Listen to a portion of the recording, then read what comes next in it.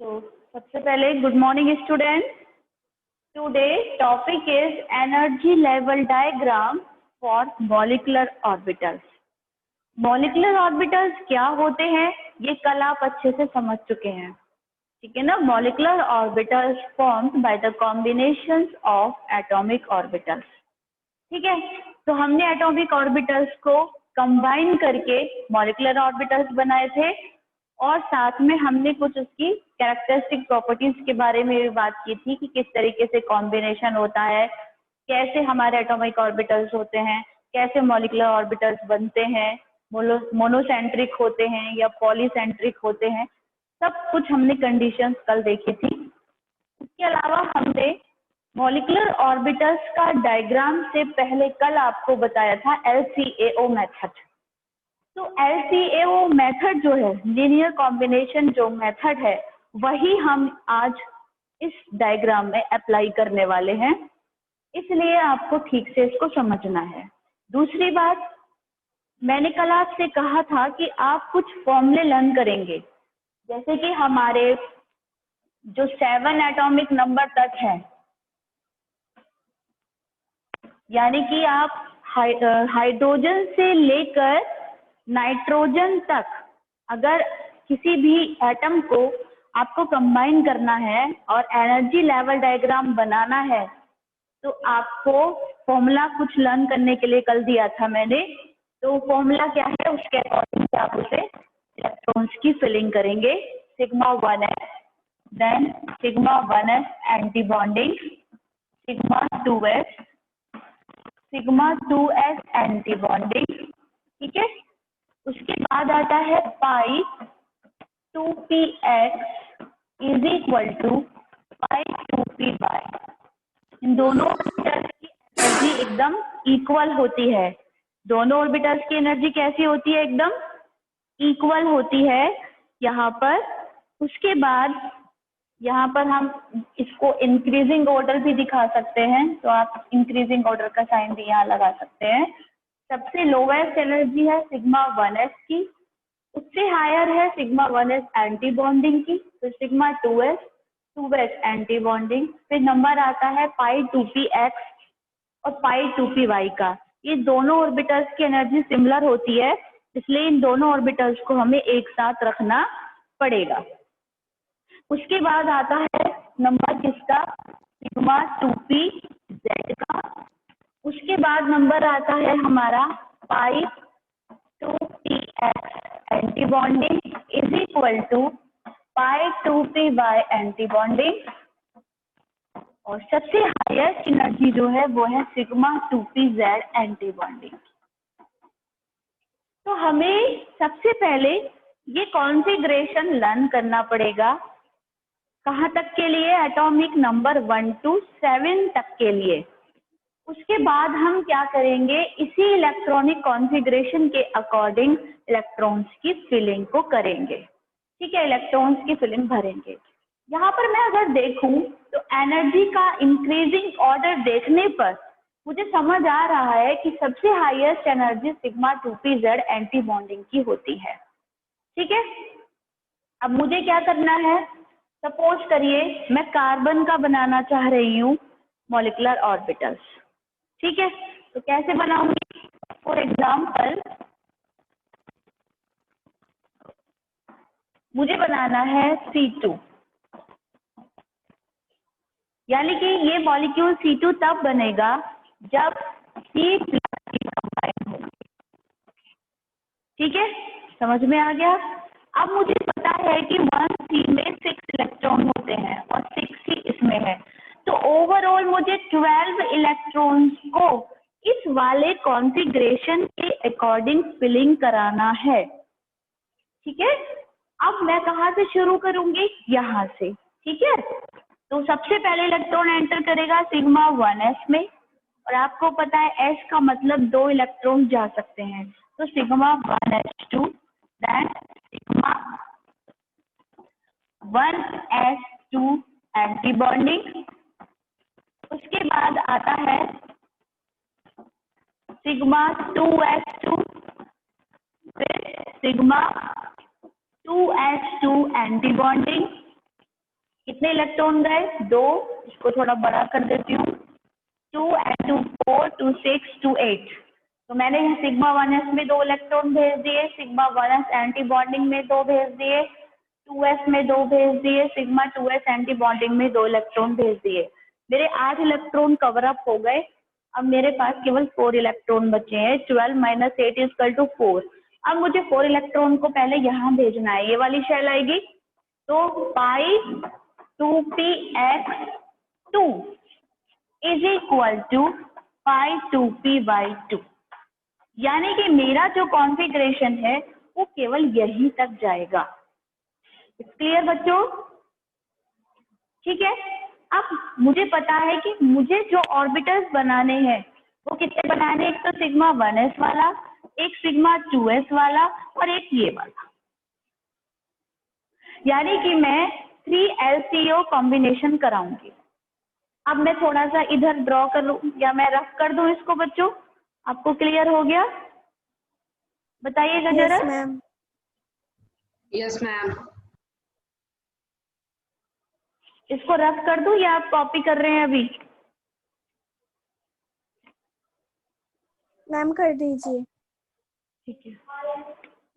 ये पाई इसलिए लिखा है क्योंकि जो 2p होता है उसमें जो x या y है वो हमने मान लिए हैं कि वो हमारे इस तरीके से हैं, यानी कि वो हमारे y एक्सिस या z एक्सिस पर है, x एक्सिस पर केवल 2pz है। क्योंकि अगर हम p की बात करते हैं ना बच्चा, तो जो p होता है उसके 3 ऑर्बिटल्स होते हैं और जो p की शेप होती है वो डम्बेल शेप होती है। तो हम एक तो मान लेते हैं x एक्सिस पर ऑर्बिटल हो सकता है, एक y एक्सिस पे हो सकता है और एक z एक्सिस पे हो सकता है, इस तरीके से। अब हमने क्या किया? z को x मान लिया, यानी कि z हमने ऐसे ले लिया है, y हमने ऐसे ले लिया है और x हमने ऐसे ले लिया है। तो जो हमारे इस तरीके से वर्टिकल्स हैं वो तो पाई और बॉन्डिंग करते हैं, और जो हमारा हॉरिजॉन्टल है वो सिग्मा बॉन्डिंग करता है। तो इसलिए हमने z को सिग्मा मान लिया है। ठीक है बच्चों, क्लियर हो गया? कोई परेशानी तो नहीं है? अब इसमें जो हमारा कॉन्फ़िगरेशन है ना उसमें सिग्मा 2pz यानी कि z को x एक्सिस पर लिया गया है, इसलिए उसको सिग्मा मान लिया गया है, और जो y और x एक्सिस है उनको वर्टिकल लिया गया है। क्योंकि बेटा हर एक ऑर्बिटल्स में 2 इलेक्ट्रॉन जा सकते हैं ना, 2 से ज्यादा नहीं भेजने हैं, चाहे वो पाई का हो चाहे वो p हो, चाहे 3 नहीं भेज सकते आप। ये चीज समझ में नहीं। यहाँ पर ये कह रहा है कि आप 2 ऑर्बिटल्स ही भेज सकते हैं एक क्लास में। जैसे हम p में 6 भेजते थे कॉन्फ़िगरेशन लिखने के लिए, लेकिन यहाँ पर 6 नहीं भेजने हैं। यहाँ पर कुल मिलाकर p में 6 जाने हैं ना, तो 2 x में गए, 2 y में गए और 2 z में जाएंगे तो 6 हो गए ना। आगे बात समझ में? भेजने तो 6 ही इलेक्ट्रॉन है टोटल p के अंदर। जो p ऑर्बिटल है उसमें मैक्सिमम इलेक्ट्रॉन कितने जा सकते हैं बच्चों? कितने जा सकते हैं? 6। अब हमने 6 जो p है उसको 3 पार्ट्स में डिवाइड कर लिया है, सिग्मा 2pz, पाई 2px, पाई 2py। दोनों में 2 इलेक्ट्रॉन भेजे तो 6 हो गए ना टोटल। ऐसे भेजेंगे, भेजने 6 ही है लेकिन 2 करके भेजने हैं। ठीक है, क्लियर हो गया? अब मैं आपका डायग्राम बनाने की कोशिश करती हूँ, उसको थोड़ा अच्छे से समझिएगा बेटा।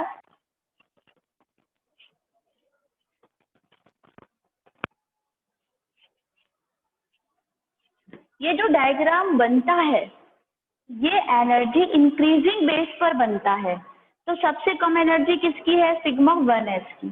तो सबसे पहले लीनियर कॉम्बिनेशन हम सिग्मा 1s का बना लेंगे।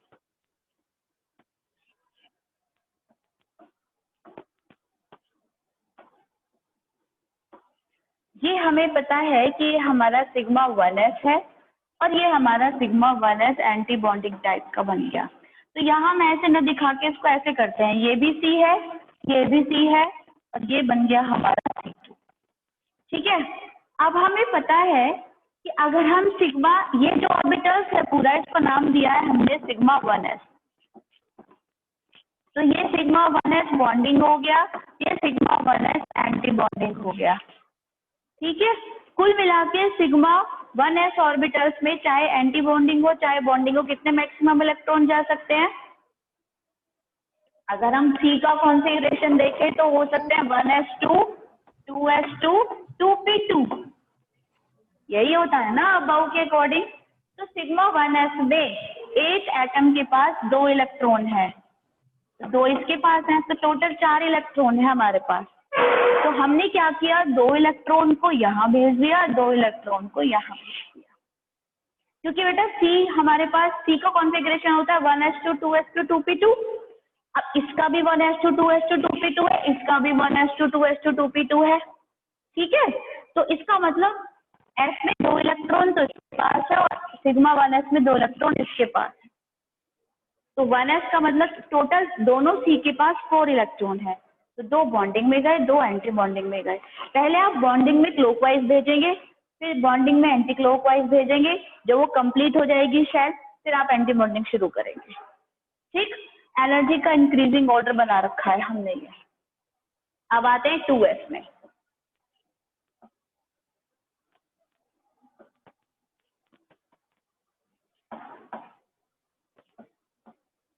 अब 2s में भी कितने इलेक्ट्रॉन हैं? 2 इस वाले कार्बन के पास हैं, 2 इस वाले कार्बन के पास हैं। तो हमारे टोटल कितने इलेक्ट्रॉन एंटर करेंगे बच्चों? बोलते जाइए। पहले ये गया, फिर ये वाला गया, फिर ये वाला गया, फिर उसका दूसरे वाला गया। तो ये हमारा हो गया sigma 2s anti bonding, that is sigma 2s। ये हमारे हो गए 2s, ये हमारे हो गए 1s,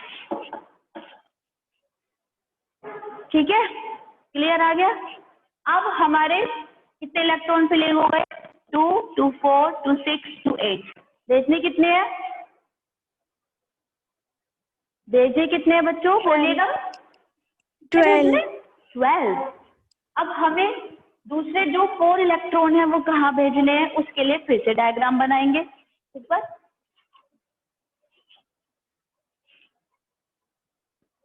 थोड़ा अच्छे से समझिएगा बेटा कि मैं किस तरीके से डायग्राम आपको शो ऑफ करने वाली हूँ, ठीक है, बहुत अच्छे से। अब हमने पहले जो क्लास बनाई थी वो कौन सी बनाई थी? कौन सी बनी थी? पाई 2p पाई बनी थी ना बेटा पहले। कौन सी बनी थी? कौन सी क्लास बनी थी? पाई 2px बन गया पाई 2px और ये बन गया पाई 2py, ठीक है। उसके बाद थोड़ा इसको अपर करते हैं। उसके बाद कौन सी शेल बनी थी हमारी? कौन सी बनेगी, बोलेगा? Sigma 2px। नहीं बेटा, उसके बाद बनेगा सिग्मा 2pz। अभी कॉन्फ़िगरेशन लिखा नहीं था? पाई 2px और पाई 2py के बाद कौन सा सेक्शन था? कौन सा सेक्शन था? Sigma 2pz। अब उसके बाद कौन सा सेक्शन है बच्चों, बोलो पाई 2px उसके बाद है 2 इक्वल ऑर्बिटल। कौन कौन से? पाई 2px anti bonding and pi 2py anti bonding. और सबसे ऊपर हाईएस्ट एनर्जी लेके कौन सा बैठा है? Sigma 2pz anti bonding. आई मेरी बात समझ में या नहीं आई है, बस इतना बता दीजिएगा आप लोग। अब मुझे इलेक्ट्रॉन्स फिलअप करने हैं। डायग्राम आई थिंक आपको क्लियर हो जाना चाहिएगा बच्चों। तो मुझे पहले यहाँ पर 2 इलेक्ट्रॉन अगर मेरे पास हैं तो मैं एक एक करके भेजूंगी, ठीक है, क्योंकि both having the equal energy. अगर 2px में इलेक्ट्रॉन जाएगा तो 2py में भी जाएगा, उसके बाद इनकी पेयरिंग होगी। आई थिंक मेरे पास कितने इलेक्ट्रॉन फिलअप हो गए? पूरे हो गए जितने कार्बन में होते हैं।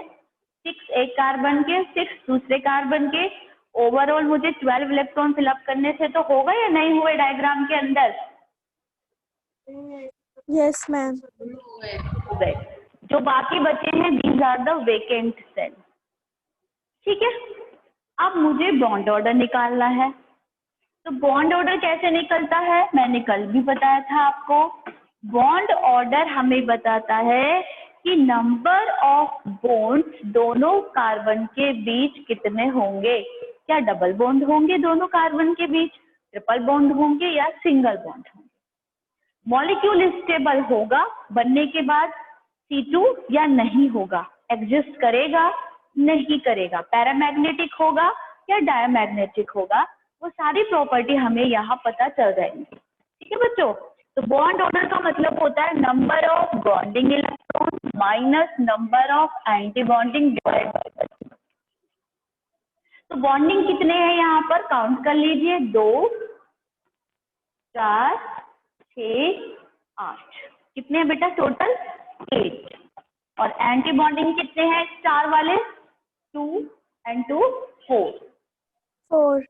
Divide by 2। तो बॉन्ड ऑर्डर कितना आ गया 2।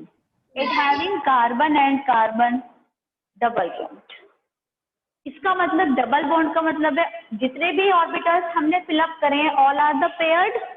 कोई ऐसा तो नहीं कि एक एक इलेक्ट्रॉन के साथ है, नहीं, पेयर्ड है। चाहे सिग्मा 1s की बात करें, चाहे 1s एंटी बॉन्डिंग की बात करें, 2s की बात करें या 2s एंटी बॉन्डिंग की बात करें या 2px या pi 2py की बात करें, all orbitals are the paired electrons having the paired electrons। तो C2 मॉलिक्यूल के बीच में कैसा मैग्नेटिक कैरेक्टर होगा, डायमैग्नेटिक। डायमैग्नेटिक का मतलब होता है कि मॉलिक्यूल के बीच में डबल बॉन्ड होगा। ठीक है, डबल बॉन्ड होगा, ये शो हो रहा है हमें। ये भी शो हो रहा है कि जितने भी इलेक्ट्रॉन्स हैं all are the paired according to Hund rule.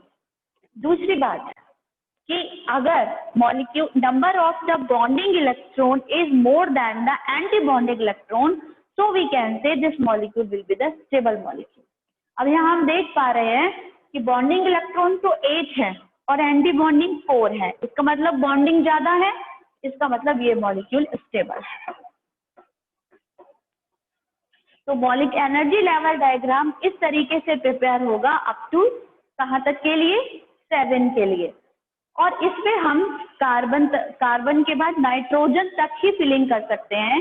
Nitrogen से ऊपर के एटॉमिक नंबर के मॉलिक्यूलर ऑर्बिटल डायग्राम के लिए हमें दूसरा फॉर्मूला लर्न करना पड़ेगा और उसके अकॉर्डिंग हम फिलअप करेंगे। ठीक है, समझ में आया। किसी भी बच्चे की कोई भी क्वेरी है तो मुझसे पूछ सकता है इस डायग्राम से रिलेटेड। मैम ये डायमैग्नेटिक कैसे हुआ?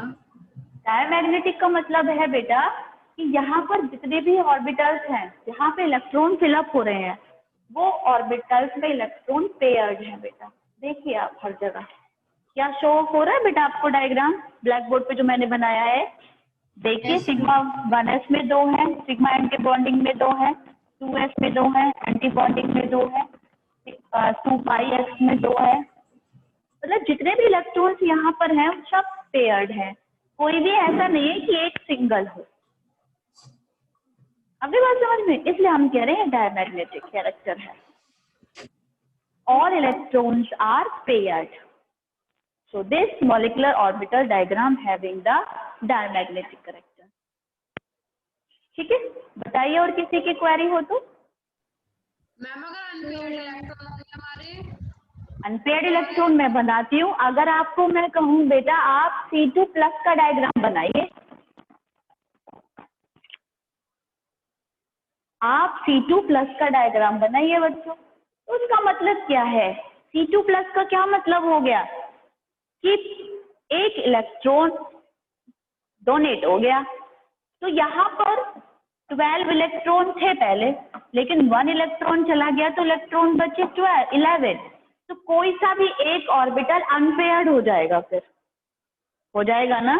अगर सपोज करिए यहाँ यहीं पे 2py में केवल एक इलेक्ट्रॉन रह जाएगा ये, तब हम कहेंगे इट इज पैरामैग्नेटिक, क्योंकि जहां पर जो ऑर्बिटल्स थे और उनमें जो इलेक्ट्रॉन फिलअप थे उनमें एक इलेक्ट्रॉन ऐसा रह गया जिसके साथ डबलेट पेयर नहीं था।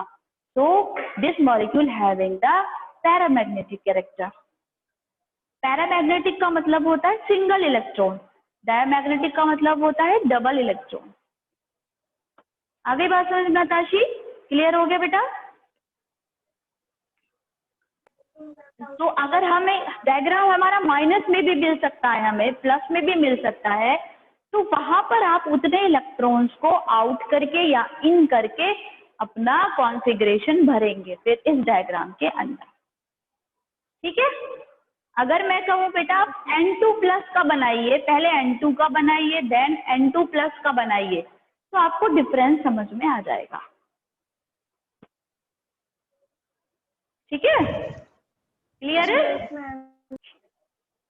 तो बनाइए सब लोग N2 का।